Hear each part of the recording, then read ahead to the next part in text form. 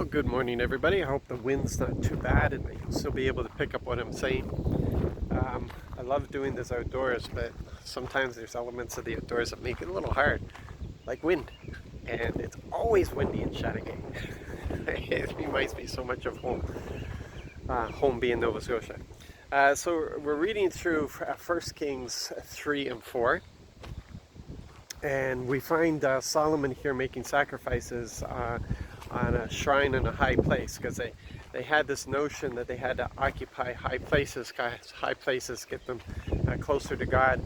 And yeah, there's that wind. Let's see if I can just stand here. So we still have that, almost like a superstition. We find that the people want to go up into high places, overlook cities, and make declarations and stuff. But our God is the God of the high places and the low places, the in places, the out places, the upside down places. He is the God of everywhere. And we can make our declarations in any place because we worship Him in spirit and truth.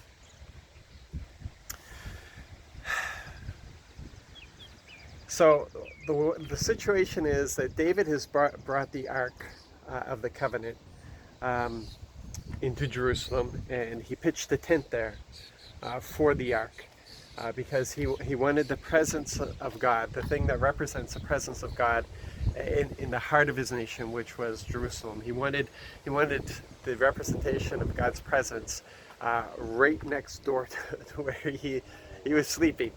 But the altar, the tent of meetings, was actually set up on the high place, one of the high places, and that's where Solomon went to sacrifice. And the presence of the Lord was not represented in that high place, and this isn't something that David had corrected, and Solomon was there. And this is where we see a lot of grace being presented in the Old Testament. There's a lot of grace here, because Yahweh still met with Solomon in that place. He spoke to Solomon in that place, and he listened to Solomon's heart, and he was blessed by Solomon's heart, and in turn he blessed Solomon because Solomon had a great heart.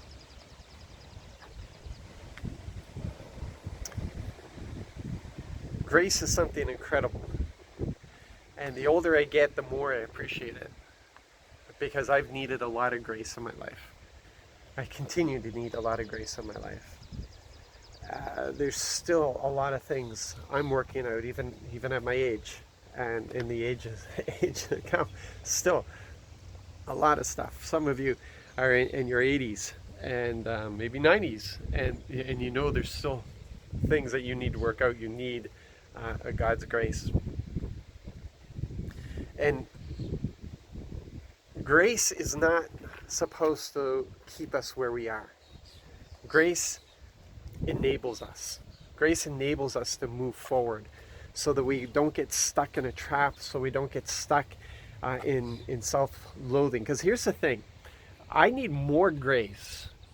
I need to apply more grace to me than I need to apply it to anybody else. It's easy for me to apply grace. It's easy for me because I overlook things. I can overlook people's faults. I can overlook, but in myself, no. I tear myself down a lot, all the time, and it's horrible. But that's what I do, and so I need that grace, I to be applied to me, and it's so vital. It's so important, and.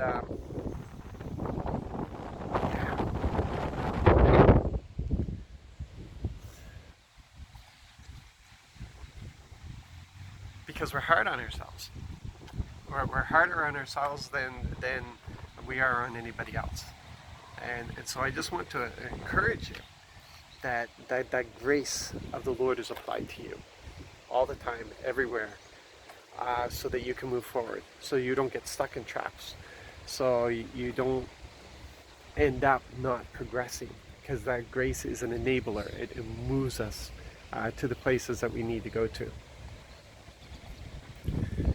we see that with Solomon, because Solomon moves from the sacrifices on the high place, and he leaves that place after God has shown grace, and he goes to the covenant. Or the Ark of the Covenant. He stands before the Ark of the Covenant, because that's where the presence of God is. That's important, because grace draws us into the presence, and we need that. We need the presence of God, because without the presence of God, we're nothing, and we need Him. We need that presence, and that's where grace will take us.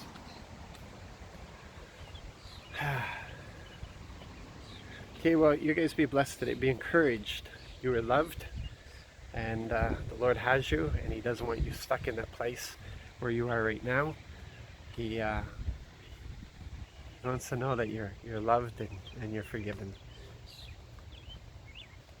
You're loved and you're forgiven, and He wants you to move on. Apply His grace. God bless.